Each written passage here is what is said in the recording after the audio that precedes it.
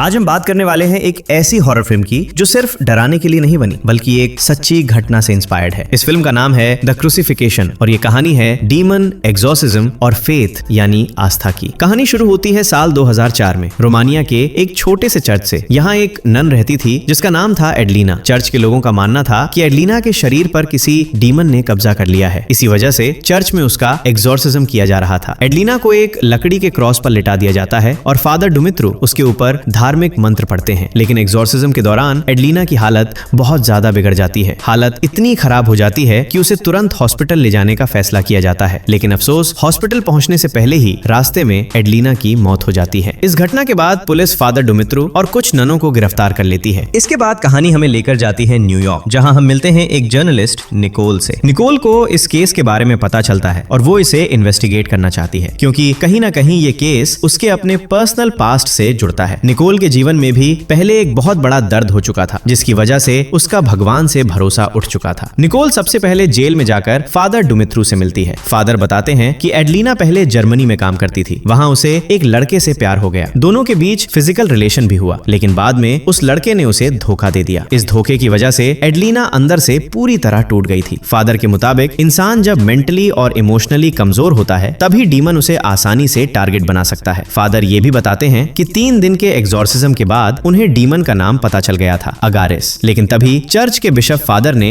Exorcism रुकवा दिया। Bishop का मानना था कि एडलिना डीमन से नहीं बल्कि मेंटल इलनेस से जूझ रही थी। इसके बाद निकोल उस डॉक्टर से मिलती है जिसने एडलिना का पोस्टमार्टम किया था। डॉक्टर बताते हैं कि एडलिना को जरूरत से ज्यादा सेडेटिव दवाइयां दी गई थी। लेकिन सबसे हैरान करने वाली बात यह थी कि उसके शरीर में कुछ ऐसी चीजें मिली जिनका कोई मेडिकल जवाब नहीं था। ये सुनकर निकोल और ज्यादा कंफ्यूज हो जाती है। अब निकोल एडलिना के गांव जाती है जहां उसका फ्यूनरल चल रहा होता है। गांव में घुसते ही निकोल की टक्कर एक अजीब से लड़के से होते होते बचती है। ये लड़का कुछ अलग ही लगता है। फ्यूनरल के बाद निकोल एडलिना की बचपन की दोस्त बड़ुआ और उसके भाई स्टीफन से बात करती है। वे ज्यादा कुछ नहीं बताते, बस बड़ुआ कहती है फादर ने एडलिना को नहीं मारा। निकोल फ्यूनरल हॉल में एडलिना की बॉडी देखने जाती है। तभी अचानक तेज हवा चलती है और सारी मोमबत्तियां बुझ जाती हैं। फिर निकोल को जमीन पर खून की बूंदें दिखाई देती हैं। उनका पीछा करते करते वो एक अंडरग्राउंड रूम में पहुंच जाती है। वहीं उसे वो क्रॉस दिखता है जिस पर एडलिना का एक्सॉर्सिज्म किया गया था। निकोल गांव के होटल में रुकती है। होटल मैनेजर उसे बताता है कि गांव में एक पुराना फेस्टिवल होता है जिसमें लोग अजीब अजीब मास्क पहनते हैं। पहले लोग मानते थे कि इससे बुरी आत्माएं गांव से दूर रहती हैं, लेकिन अब ये सिर्फ एक परंपरा बन चुकी है। निकोल की मुलाकात होती है फादर एंडोन से। वे उसे बताते हैं कि एक्सॉर्सिज्म के 4 स्टेज होते हैं। डायग्नोसिस, पता लगाना कि सच में डीमन है या नहीं। डिसेप्शन, भ्रम और अजीब आवाजें। क्लैश, भगवान और डीमन की लड़ाई। एक्सपल्शन, डीमन को बाहर निकालना। फादर बताते हैं कि एडलिना का एक्सॉर्सिज्म पूरा नहीं हो पाया, इसलिए डीमन अगरेस आजाद है। बड़ुआ निकोल को बताती है कि एडलिना जर्मनी से लौटने के बाद पूरी तरह टूट चुकी थी। वो फादर गैब्रियल से मिलने गई थी, लेकिन उसी दिन फादर गैब्रियल की मौत हो गई। इस घटना ने एडलिना को और कमजोर बना दिया। धीरे धीरे डीमन ने उसके शरीर पर पूरा कंट्रोल कर लिया। वो चर्च से डरने लगी और उसके शरीर से मक्खियां निकलने लगी। यहाँ हमें निकोल के पास्ट के बारे में पता चलता है। निकोल की माँ एक गंभीर बीमारी से पीड़ित थी। इलाज संभव था, लेकिन अंधविश्वास की वजह से इलाज नहीं कराया गया। माँ की मौत के बाद निकोल का भगवान पर भरोसा टूट गया। फेस्टिवल के दौरान वही अजीब लड़का निकोल से कहता है वो तुम्हें देख रहा है। धीरे धीरे निकोल के साथ अजीब और डरावनी घटनाएं होने लगती हैं। आखिरकार डीमन अगारेस निकोल के शरीर में घुस जाता है। फादर एंडोन समय पर पहुंचते हैं। वे डीमन का नाम लेकर एक्सॉर्सिज्म शुरू करते हैं। काफी संघर्ष के बाद डीमन अगारेस को बाहर निकाल दिया जाता है। निकोल बच जाती है, लेकिन फादर एंडोन गंभीर रूप से घायल हो जाते हैं। अंत में निकोल अपने घर लौट जाती है। वो अपना आर्टिकल पूरा करती है। अब वो फादर डुमित्रू को एक अपराधी नहीं बल्कि एक ऐसे इंसान के रूप में देखती है जिसने बुराई से लड़ने की कोशिश की। उसका भगवान पर भरोसा फिर से लौट आता है। लेकिन आखिरी सीन में किचन से पानी की बूंदें टपकती हैं जो यह इशारा करती हैं कि बुराई शायद अभी पूरी तरह खत्म नहीं हुई है।